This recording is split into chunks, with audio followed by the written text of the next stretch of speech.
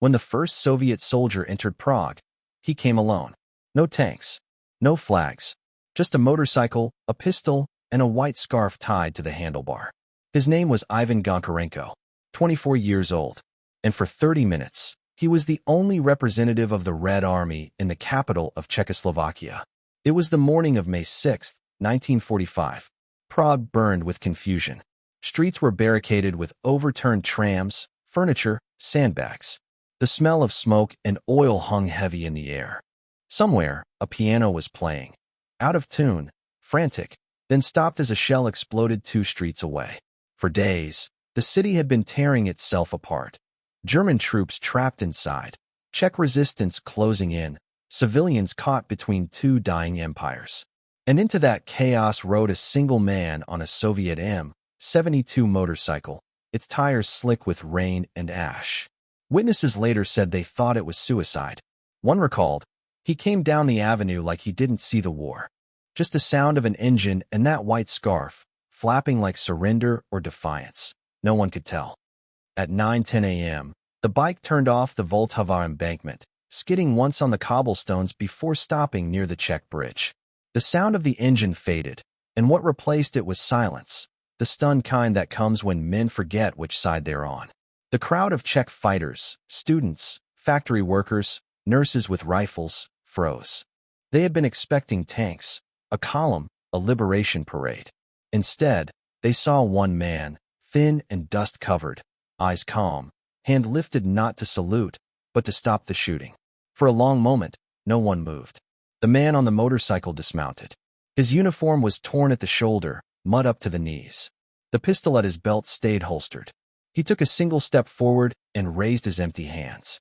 The Czechs shouted, first in confusion, then in warning. They didn't understand Russian, and he didn't speak Czech. One of them, a boy barely 20, aimed his rifle, another pushed the barrel down.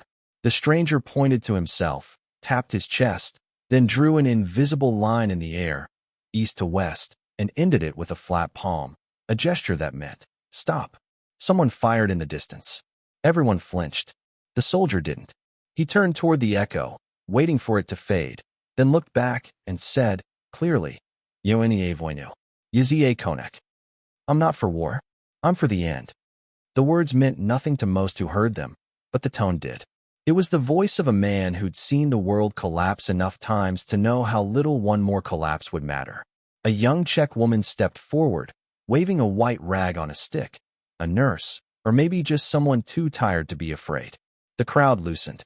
The soldier nodded once, slowly, then gestured toward the heart of the city, as if asking to be led there. And so he walked.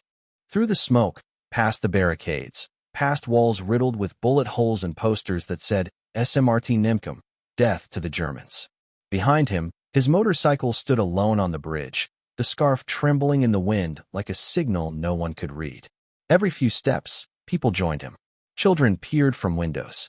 Old men crossed themselves. The rumor spread faster than any order. The Russians are here. The Russians are in Prague. By 9:47 a.m., the Czech national radio broadcast it to the world. The Russians are here. But the truth was quieter and stranger. There were no columns, no battalions, no tanks.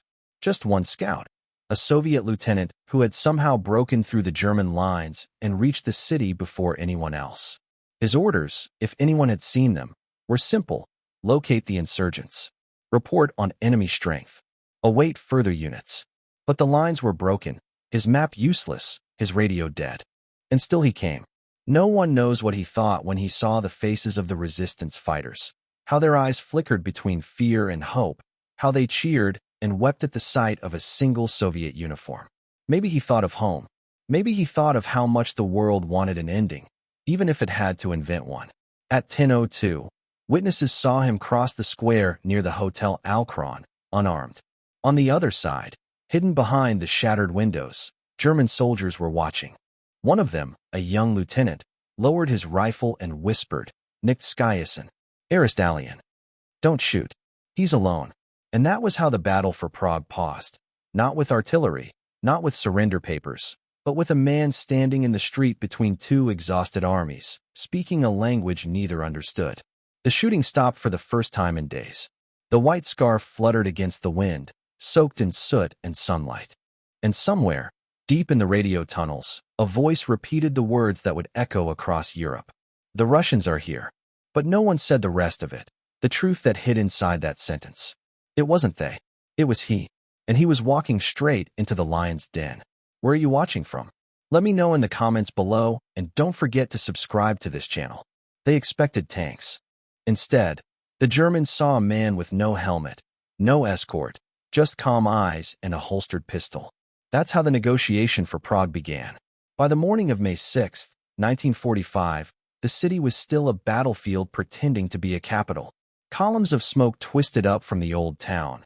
Tram lines hung like veins across empty streets. In the basements and churches, Czech civilians were running out of food, ammunition, and hope.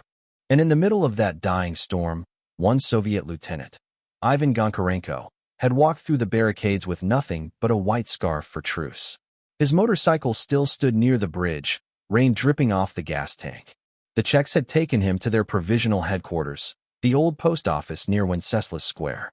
There, under the flickering light of a broken chandelier, the leaders of the uprising debated what to do with him. Some thought he was a spy. Others thought he was salvation. He didn't understand their words, but he understood their faces. The city was exhausted. It had burned through courage and now ran only on desperation. Through gestures, maps, and the broken German they all half spoke, he understood enough. The Germans still held the western districts. The resistance controlled the center. The lines were closing like a fist. At 10:20, a messenger burst in. Deutsche Wollen sprechen, he gasped. The Germans want to talk. Goncharenko looked up sharply. He pointed to himself, to the door, and to the horizon. He would go. Alone. The others argued, shouted, even. A man named Marek slammed his fist against the table.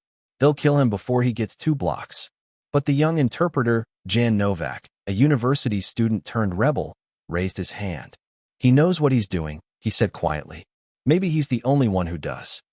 And so, at 10:43, they watched the Russian lieutenant walk out into the open, the scarf tied once again to his belt, his boots splashing through puddles streaked with ash. The German command post was inside the Hotel Alcron, a place once known for jazz, champagne, and mirrored halls. Now its windows were boarded, the lobby turned into a bunker. Inside, General Rudolf Toussaint, commander of the German garrison, listened to the chaos outside and counted the minutes until Berlin's surrender would reach him. He knew the Reich was dying, but he also knew what surrounded him. 10,000 armed men, no escape route, and a city hungry for revenge. When a soldier burst in and saluted, Toussaint barely looked up. Was this yes? A Russian officer demands to speak. Toussaint blinked. Alone. Alone. They brought him in through the side entrance. The hotel smelled of wet plaster and fear. Goncharenko stood in the doorway, soaked, unarmed, and steady. His eyes swept the room. The maps, the cigarettes, the frayed tempers. He didn't salute. He simply said, in German learned from captured officers, no more fighting. The war is over. Toussaint stared. You have authority? Goncharenko shook his head. No, but I have truth. For a heartbeat, no one moved. Then, slowly, the general motioned for him to sit. Outside, the rain thickened into mist. The city seemed to listen. Inside that hotel room, the last unofficial negotiation of World War II had begun. For 30 minutes, the two men spoke across a void of exhaustion. The interpreter, young Novak, translated as best he could. Goncharenko promised nothing he could not give. If you fight, he said, Prague burns. If you stop, you live to go home. His German was rough, the grammar broken, but the meaning was clean. Toussaint poured himself a glass of water and stared into it like a man reading his own obituary. He had orders to resist. But he had also seen Dresden. He had seen Hamburg. And he knew what the Red Army did when a city refused. Can you guarantee my men's safety? He asked. Goncharenko spread his hands. I can guarantee that if you keep shooting, no one's safe. The general's adjutant whispered, he's bluffing. But there was something in the young Russian's eyes. Not arrogance, not even confidence. Just a terrible calm. The clock on the wall ticked. A shell whistled somewhere far away and landed without an echo. For a full minute, no one spoke. Then Toussaint stood, walked to the window, and pulled aside the curtain. He saw his soldiers digging in at the barricades, civilians scavenging through rubble. He saw, for the first time, that he was not defending a city, only prolonging its death. He turned back to the table. "Tell your people," he said slowly. "We will cease fire, temporarily." Novak repeated the words in Czech, then looked to Goncharenko. The lieutenant inclined his head once. At 11:12 a.m., a German officer stepped out onto the hotel balcony, holding a white cloth. The crowd below erupted. Church bells rang. First one, then many, and for the first time in a week, the guns of Prague went silent. In the resistance headquarters, the Czechs wept openly. In the German lines, men dropped their rifles and stared at the sky as if it might forgive them. And somewhere between them, on a rain-slicked street, Ivan Goncharenko lit a cigarette with shaking hands and looked at the hotel facade, where a white flag now fluttered weakly against the stone. He didn't smile. He only whispered something to himself, maybe a prayer, maybe a memory. It would be hours before anyone realized what he had just done, stopped a war, if only for a heartbeat, with nothing but words. And yet, in the far corner of the city, gunfire still echoed, distant, defiant. Not everyone had heard the ceasefire. Not everyone was ready for peace. Harper's radio log that day ended with one unfinished sentence. At 11:14, Prague fell silent, but not completely.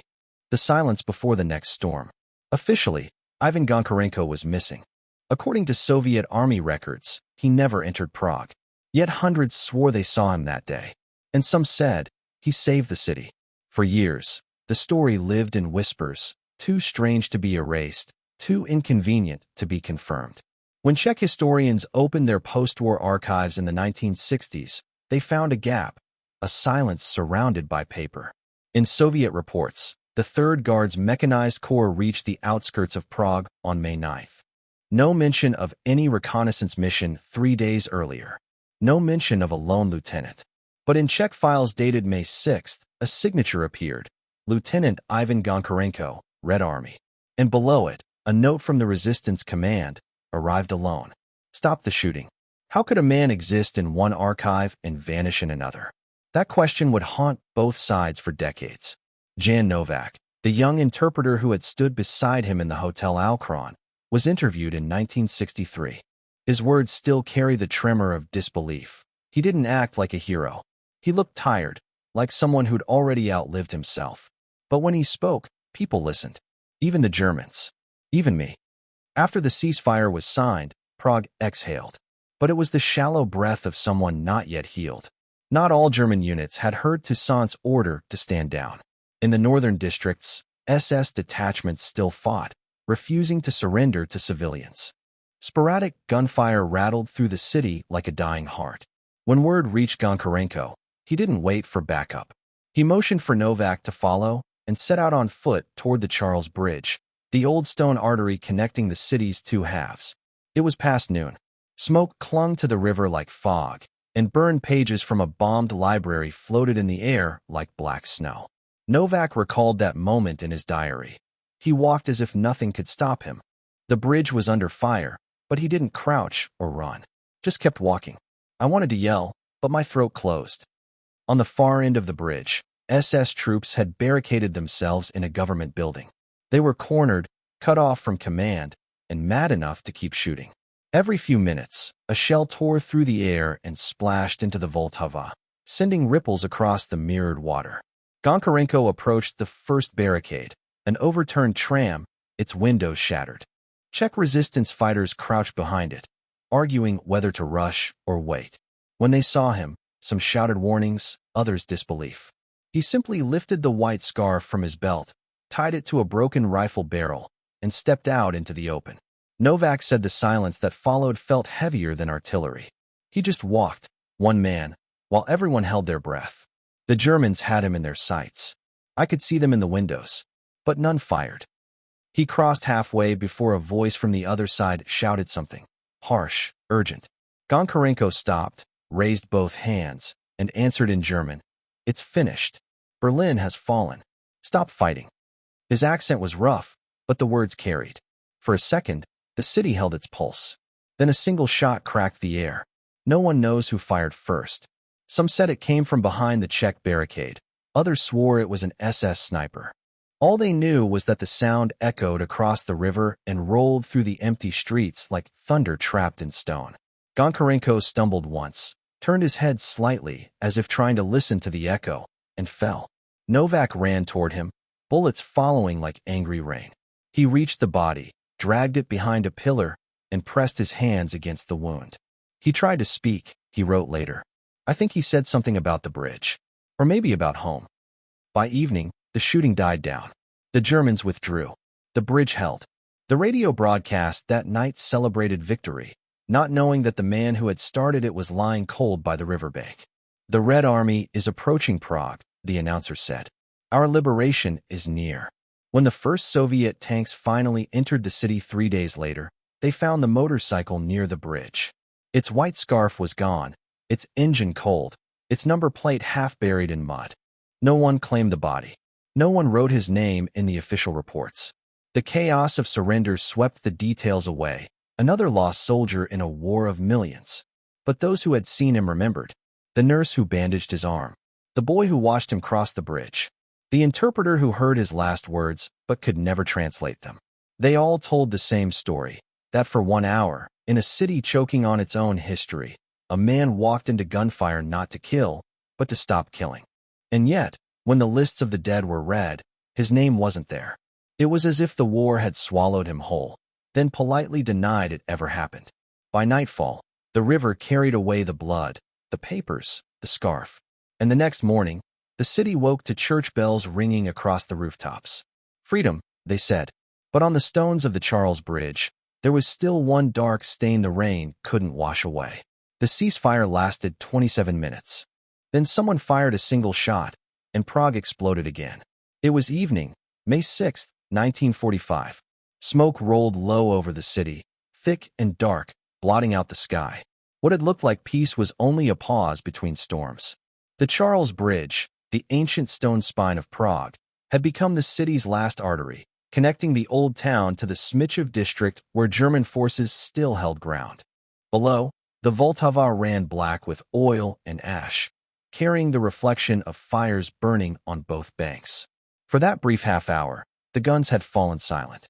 People emerged from basements, blinking into the dim orange light, unsure if they should believe the quiet. A few even dared to cross the bridge, clutching flags or bandages. Then the shot came, one sound, sharp and final, and everything broke again. By 1900 hours, fighting had spread from the riverbanks to the rooftops. The air was a mess of shouts, ricochets, and the hollow boom of grenades. A child's pram rolled across the street and burst into splinters under machine gun fire.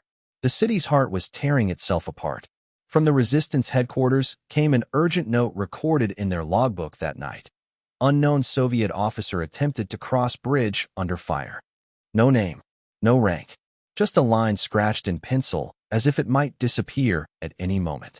That officer was Ivan Goncharenko. No one had ordered him to go. He had seen the white flag over the Hotel Alcron and believed it meant the killing was over. But news reached him that a unit of SS troops on the far side of the bridge had refused Toussaint's ceasefire. They still fired into civilian zones, still dragged hostages into courtyards. For them, the war hadn't ended, not until someone forced it to.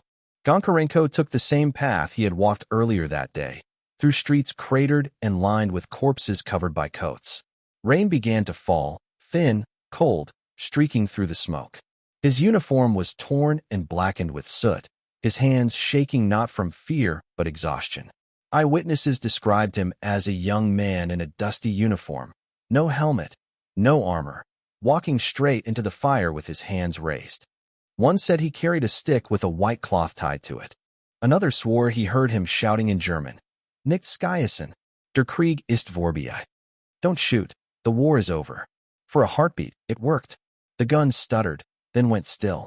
From the German side came a reply, hoarse and incredulous. "Nicht schießen, der Krieg ist vorbei."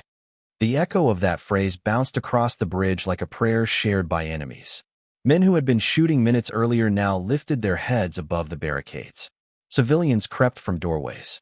Somewhere, a church bell rang once, a sound too fragile for the hour.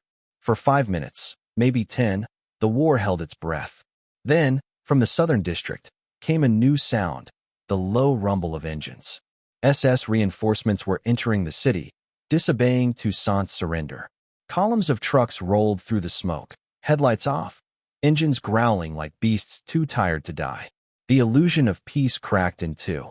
A flare hissed up over the rooftops, green, then red, the signal for regrouping. The Germans on the far bank stiffened, rifles rising. Someone shouted an order. The Czechs opened fire again.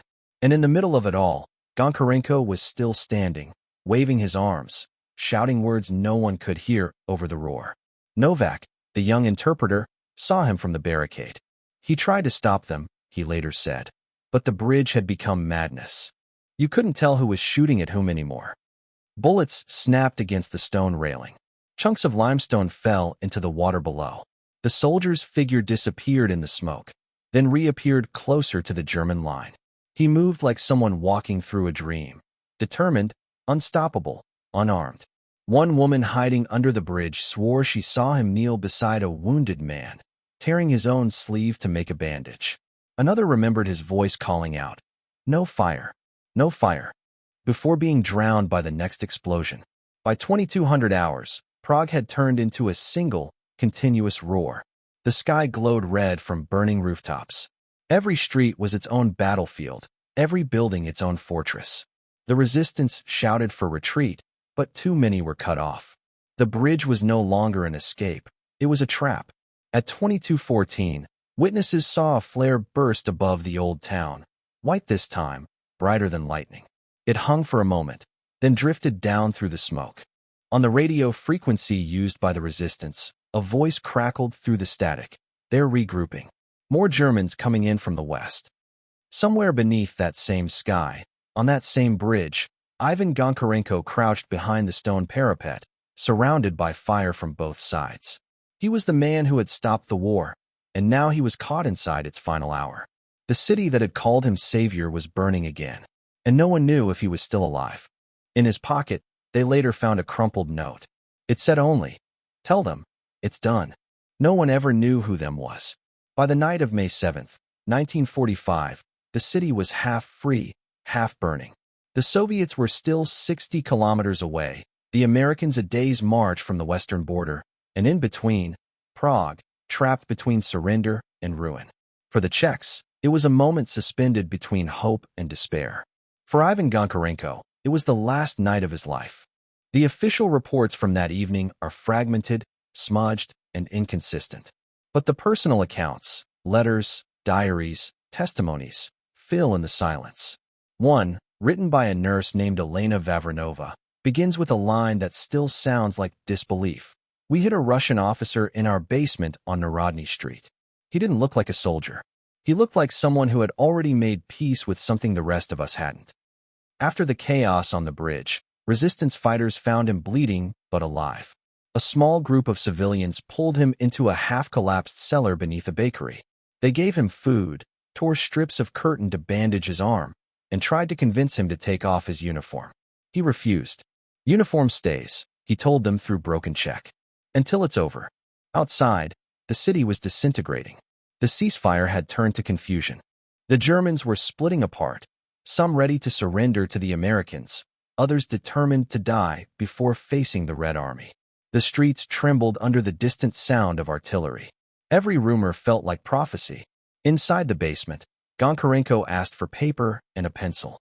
He wrote a few lines in Russian, folded the note twice, and handed it to Elena. She couldn't read it, but she saw his face when he sealed it. Calm, almost gentle. Years later, when the note was translated, it read, "The city will surrender by morning. Stop the advance, civilians everywhere." He meant to send it through resistance radio to Soviet command. But the transmitter had been destroyed. The message was never delivered. In another testimony, Jan Novak, the young interpreter who had last seen him at the bridge, described visiting the same basement hours later. He asked if the Germans were giving up. "I told him they wanted to surrender to the Americans, not to Moscow." He went very quiet after that. For the first time, the lieutenant understood that victory might not mean peace. The politics had already arrived, invisible but real. He was standing in the crossfire not of rifles, but of empires. At around 2 o'clock, a resistance scout rushed in, saying the Germans were preparing one last counterattack before morning. Elena begged him to stay hidden, but he shook his head. "If they fight again," he said softly, "someone must talk."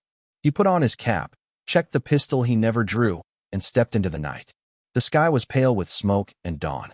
Fires glowed along the riverbank, and the air smelled of stone dust and gasoline. The streets were empty except for the dead, some German, some Czech, indistinguishable now under the soot. He passed them without looking. At the corner of Narodny and Spalina, he met a small group of partisans holding their line. They told him the Germans were barricaded near the Ministry of Justice, still refusing to yield. He nodded, thanked them, and kept walking. No one followed. He reached the edge of the old town around 4 o'clock. The gunfire had stopped again, replaced by the low hum of trucks retreating west. The Germans were moving toward the Americans, dragging the end of the war behind them like a shadow. And there, near the same bridge he had crossed the day before, witnesses saw him last. A single man walking toward the German command post, coat torn, white bandage glowing faintly on his arm. No one knows what happened next. Some say he made it inside and tried to negotiate. Others claim he was shot at the gate before he could speak. The records stop, the testimonies contradict. What remains is what they found later: a blood-stained uniform, a folded note, and a boot print that led nowhere. In that note, the one he gave to Elena, the last line had been written faintly, almost invisible until years later when it was restored under light. It read, "Tell them it's done." No one knows who them was. His unit? The Czechs? The men who would never read the message? Maybe it didn't matter. Maybe them meant everyone, the living, the dying, the ones who would never stop fighting unless someone told them it was finally over. At dawn, a few Czechs saw him from across the river, walking, then vanishing into smoke near the German lines. They waited, hoping to see him return. He never did. By mid-morning, word spread that the Germans were ready to surrender. The resistance radios repeated it over and over. Firing ceased. The city is free. No one mentioned the Russian who had walked out to make it happen. And in the chaos of that half-sunrise, between victory and silence, the war swallowed its last messenger. When Soviet tanks finally reached Prague, they expected resistance. Instead, they found silence and a dead soldier by the bridge. It was 4:30 a.m. on May 9, 1945. The 3rd Guards Mechanized Corps rolled into the city through streets that looked more like graveyards than roads. Burned trams blocked intersections. Smoke crawled out of windows. The smell of gunpowder still hung over everything. General Dmitry Lelyashenko, commander of the Corps, wrote in his report, "City liberated. Resistance minimal." But there was something missing from that report, a name. As the tanks moved toward the river, locals came out of cellars, cautious but smiling, waving rags and flags in the morning haze. They led the soldiers to the Charles Bridge, speaking quickly, pointing toward the stone balustrade near the northern tower. Rusky once said, "The first." He stopped the shooting. There, half covered by a torn blanket, lay a young man in a Soviet uniform. His map case was open beside him, papers soaked from the rain. His hand still gripped a pistol he'd never fired. Around his wrist, tied neatly, was a white cloth, the same one the witnesses had seen waving days earlier. A medic knelt beside him, checked for a pulse, and shook his head. Someone removed his cap, brushing dirt from his forehead. He couldn't have been more than 24. The officer in charge asked for a name. The Czechs didn't know. One older man stepped forward, eyes red, voice shaking. "He was the one who made the Germans stop," he said in broken Russian. "You came because of him." A silence followed that no official document ever recorded. When they lifted the body, they found a torn piece of paper under his coat, half of a map of Prague, hand-marked in pencil. Circles around key bridges, arrows drawn toward open streets, and a single word at the bottom in Cyrillic, Konets. The end. Lelyashenko's men carried him to the steps near the river and wrapped him in a tarp. There was no identification, no tags, no orders to confirm who he was. The war was ending by the minute, and paperwork had become a formality the living no longer cared about. Still, the Czechs insisted on a burial. They brought a wooden cross from a bombed church and hammered it into the ground near where he had fallen. On it they wrote, in charcoal and trembling letters, Zdistal první Rusvi praise. Here stood the first Russian in Prague. By noon, the city was celebrating. Crowds filled the squares. People kissed the tracks of the arriving tanks, climbed on them, shouted the words they had been afraid to say for 6 years, freedom. But on the bridge, a few stayed behind. The nurse who had hidden him, the interpreter who had led him through the city, a handful of fighters who had seen him walk into the fire. They stood together as the first parade rolled past. None of them spoke. They just watched the water beneath them, carrying away ashes and the reflection of flags. In official Soviet communiques, the liberation of Prague was described as swift and bloodless. The name Ivan Goncharenko never appeared. Not in dispatches, not in medals, not in history books. His body was buried in a communal grave marked Unknown Officer, May 1945. And yet, for the people of Prague, the story persisted, passed through families, whispered in kitchens, retold by survivors who refused to let it vanish. He came before the tanks, they said. He came alone. That small act, a man walking into a city of 1 million with no weapon raised, changed what could have been another Dresden, another Warsaw. German commanders later admitted that without those first negotiations, they would have burned the city as they retreated. The ceasefire he forged, however brief, gave them time to stop. His death didn't end the war, but it stopped one last act of it. A local priest who attended the burial wrote in his notebook that night, "Sometimes peace arrives not with armies, but with a single man who refuses to fight." And that was how Prague was saved, not by strategy, but by someone history forgot to remember. The next day, soldiers repainted the bridge railings, washed the blood away, and raised the Soviet flag over the old town. Crowds cheered, music played, and photographers captured the moment for every newspaper in Europe. None of them pointed their lenses toward the wooden cross standing by the riverbank. But if you looked closely, just beyond the soldiers and smoke, it was still there, small, crooked, and defiant. A quiet marker for a man whose name was already fading from the record. History would forget him. Prague never did. In 1956, a Czech historian opened a Soviet archive in Moscow. He was looking for the man who entered Prague alone. But in the official reports, there was no such man. The room smelled of dust and varnish, the kind of silence that comes from too many secrets and not enough truth. Yellowed folders lined the shelves, stamped SUF. Sekretna, top secret. The historian's name was Pavel Horak, a quiet academic from Brno, a veteran's son who had grown up hearing whispers about the lone Russian on the bridge. He came armed with patience, a translator, and a question that had survived 10 years of silence. But in the thick May records of the First Ukrainian Front, the lines were cold and clinical. Prague liberated by coordinated Soviet advance. Resistance minimal. Not one word about an advance scout, a single negotiator, or a ceasefire made before the tanks arrived. Horak flipped page after page until he found something odd, a personnel list from the 3rd Guards Mechanized Corps. Halfway down, under Intelligence section, a name appeared, Lieutenant Ivan S. Goncharenko. It was struck through in pencil. Next to it, someone had written one word in Russian, Nesotvetstvia. Discrepancy. He stared at it for a long time. When he asked the archivist for clarification, the man shrugged. Paperwork error, perhaps. Many soldiers died before final reports. But why erase him? Horak pressed. The archivist gave a thin smile. Because individual heroes complicate collective victories. That evening, in his hotel room, Horak wrote in his notebook. If he existed, someone wanted him not to. Outside the archives, Prague was rebuilding itself under Soviet shadow. The city's stories were being polished, rewritten, aligned with the narrative of unity and brotherhood. Officially, the Red Army had liberated Prague as one, as a single, faceless force. A man who crossed a bridge alone didn't fit the myth. But legends have longer lives than documents. Throughout the 1950s, Prague still whispered.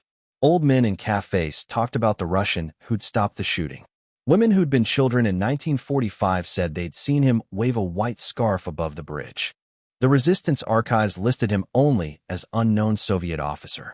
When Horak returned to Prague in 1957, he recorded interviews. One in particular stayed with him, an elderly woman who had lived near the Charles Bridge. Her hands shook as she spoke, but her voice was steady. He stood where no one else dared. For that, They erased him. Horak tried to publish his findings in a small academic journal. The manuscript never made it to print. He was summoned to the Ministry of Education, where a polite official explained that excessive focus on individual heroism contradicts the collective narrative of liberation. The phrase was repeated word for word, like a memorized prayer. That week, local authorities began quietly removing temporary memorials from the bridge, wooden crosses, chalk inscriptions, flowers that had faded into the stone. The story was being cleaned away, like a stain history didn't want to remember. But the people found their own ways to resist forgetting. One night, in late autumn, a guard at the bridge reported seeing a man kneeling by the parapet, writing something on the stone with a piece of chalk. By morning, the words were there, small and faint beneath the mist on Bill's dis. He was here. The message stayed until the next rain, then disappeared. Yet more appeared, always in the same spot, always in the same handwriting. Sometimes in Russian, sometimes in Czech, Byltady. Each time it was cleaned off, someone wrote it again. In Moscow, Horak's research file was quietly closed. His request for a second visit to the archives was denied for procedural reasons. His correspondence with Soviet institutions stopped receiving replies. But one night in 1966, nearly a decade later, he received a package from Prague. The envelope bore no return address, just a smudged postmark. Inside was a single photograph. It showed a young man in a Soviet officer's uniform standing on a bridge, the Charles Bridge, hands in pockets, cap tilted against the wind. The city behind him was rubble and smoke. On the back of the photograph, one word was written in faded ink. Ivan. Horak stared at it for hours. He never learned who sent it or where it came from. He kept it hidden inside his copy of Tolstoy's War and Peace, between the pages describing the burning of Moscow. And though the world around him insisted that no such man had ever existed, Horak knew better. Because even erased names leave shadows. My name is Jan Novak. I was the student who translated his words. I'm 80 now, and I still hear his voice, calm, even when the guns were firing. The tape crackles when he says it, the sound of age layered over memory. The recording comes from a 1975 interview, recovered from the Prague radio archives decades later. But in 1973, when the story begins, Novak was still alive, still walking the same cobbled streets he had crossed behind the Russian lieutenant almost 30 years before. The world around him had changed. Czechoslovakia was deep inside the Soviet orbit. To speak freely was to risk everything. History was not written, it was assigned. And the official story of the war was as polished as the marble statues that lined Wenceslas Square. The Red Army had liberated Prague as one unstoppable force. No lone man, no white scarf, no bridge of fire. But memory has a way of surviving even the sharpest censorship. Novak, once a translator and resistance courier, was now an aging schoolteacher. He lived in a small apartment on Opatovica Street, filled with books, yellowed newspapers, and a single photograph hidden in a dictionary. A copy of the same one sent years before to Pavel Horak, the historian. On the back, just one word, Ivan. In 1973, Novak began writing, quietly at night. He called the manuscript The Man Who Walked Across the Bridge. It wasn't meant for fame or defiance, just a record, something to leave behind before silence claimed the last witness. He wrote everything he remembered, the dust, the smoke, the voice that said, "No more war. Game over." He described the look on the German officer's face when the Russian spoke of peace instead of vengeance. He wrote about dragging the wounded man's body behind the bridge's stone pillar, holding his blood-slicked hands, and hearing the last whisper, something about home. He wrote it all. And one winter night, someone came for it. The knock was soft, almost polite. 3 men in gray coats entered, carrying no weapons but plenty of authority. They searched the apartment methodically, opening drawers, flipping through pages, scattering the past across the floor. When they found the manuscript, one of them said quietly, "This is not approved history." Novak didn't argue. He just watched them take the pages away. But they didn't find everything. He had made a second copy, typed on thin paper and hidden inside the cover of a school atlas. He gave it, weeks later, to one of his former students, a young man working at the Prague radio archives. "If I'm gone," he told him, "make sure the story isn't." 2 years later, in 1975, a short, unlisted radio segment aired just after midnight. No announcement, no introduction. A voice, unmistakably Novak's, spoke for exactly 3 minutes. He wasn't there for glory. He was there to make the shooting stop. That was his war. Then silence. No one claimed responsibility. The broadcast vanished from official records the next morning, replaced with a children's music program in the archive log. But some listeners heard it, and they remembered. In a city where truth had to whisper, that single voice carried like a secret prayer. Novak was questioned soon after. He denied everything. "I have no radio," he said, "and no stories worth telling." They released him, but he never taught again. His health declined, his students scattered, and his manuscripts disappeared into basements and memories. Still, the story lived, passed between hands, recopied on carbon sheets, hidden behind portraits and inside him books. No one dared say his name, or the soldiers, but everyone knew what the bridge meant. In 1985, on the 40th anniversary of the war's end, 2 young Czechs left flowers on the Charles Bridge. Red and white carnations tied with a strip of linen. Underneath, a note written in pencil. For the soldier who stopped a war. Tourists stepped over it. Policemen ignored it. But by morning, someone had added another flower. And another. Within days, the spot became a quiet ritual. People passing, pausing, leaving something behind. The secret was spreading again. Novak never saw it. He died the following winter, alone in his apartment, surrounded by books and the faint smell of ink. Among his papers, archivists later found a final note written in shaky handwriting. "If history will not speak, let the stones remember." And they did. Because when the censors erased his voice, the bridge kept whispering it back, in footsteps, in chalk marks, in flowers left without names. The man who once translated another's words had become the last translator of truth itself. And somewhere beneath that bridge, under layers of water and time, the echo of a calm voice still waited to be heard again. In 2005, the Czech National Museum received a box with no sender. No note, no return address, only a Prague postmark faded by rain. Inside was a rusted pistol, a folded map of the city, and a black and white photograph of a motorcycle with a white scarf tied to its handlebar. The curator who opened the box said the smell hit first: iron, oil, and something faintly earthy, like old dust trapped in time. She wore gloves as she lifted each object out and placed it on the archival cloth. The pistol's serial number was almost erased, but not completely. G. 2415. That single mark would change everything. The museum's historian, Dr. Klara Vesela, began cross-checking Soviet ordnance records declassified after the fall of the USSR. Weeks later, she found a match buried deep in a spreadsheet of lost equipment from the 3rd Guards Mechanized Corps. The weapon had belonged to Senior Lieutenant Ivan Simonovich Goncharenko, born 1921, Dnipropetrovsk. Killed near Prague, May 1945. For the first time in 60 years, the erased name had a body again. The map found in the box was even more remarkable. It showed Prague in red pencil, bridges circled, key routes marked with arrows, and a handwritten note at the bottom. Ceasefire possible if communication achieved before dawn.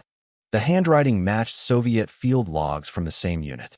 Someone had kept these items hidden for decades, and then, quietly, returned them home.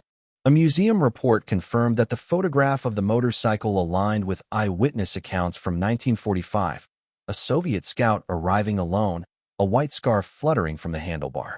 The image was grainy but unmistakable. Behind the rider, smoke curled above the city's spires. No one ever discovered who sent the box.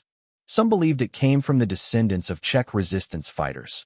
Others thought it had been stored in a monastery basement, passed from hand to hand until it finally reached the right desk. But for the first time, Prague could tell the truth out loud. Later that year, without ceremony or speeches, a small bronze plaque was installed at the northern end of the Charles Bridge. It bore 3 languages: Czech, English, and Russian. To the man who entered Prague alone. The unveiling was quiet. No trumpets, no soldiers, just a handful of museum staff, 2 old women from the resistance, and a priest. They stood in drizzle as the sun broke briefly through the clouds, catching the wet stone and the letters of his name. That same week, an old recording resurfaced in the Prague radio archives. The 1945 broadcast that had once declared, "The Russians are here." After that exclamation, there had been a pause, a silence that engineers once thought was a transmission failure. But when restored, faintly behind the static, another voice could be heard. Unclear, soft, almost lost to time, one man. Now they understood. Visitors come every year. Most don't know the full story. They read the plaque, take a photo, and move on. But sometimes, someone leaves flowers. A few tie a strip of white cloth to the railing, letting it dance in the wind. One spring afternoon, a journalist interviewed an elderly man sitting quietly on the bridge steps. His hands trembled as he spoke. "He didn't come to conquer," the man said. "He came to stop us from destroying ourselves." The journalist asked for his name. The man smiled faintly. "It doesn't matter. I was only there to translate." And then he stood, adjusted his coat, and walked away into the crowd. Perhaps it was coincidence. Or perhaps some stories refused to end until they're finally understood. That night, the museum lights dimmed, and the white scarf from the photograph was placed in a glass case beside the pistol and the map. Visitors who stood before it often said they felt a strange quiet. Not sadness, exactly, but something heavier, something that pressed on the heart like the memory of a promise. Outside, the bridge glowed under the street lamps. The city that had once been divided by war now hummed with tourists and laughter, unaware that the stones beneath their feet had once drunk the blood of a man who had come not to fight, but to end fighting. If you listen closely on windy nights, locals say, you can still hear it. A faint echo, like the rev of a motorcycle engine fading into the distance. Sometimes history is written not by the victors, but by the one man who refuses to keep fighting. And somewhere, beyond the sound of footsteps and the river's murmur, that man still rides through Prague, alone, unstoppable, carrying a white flag that never had time to wave.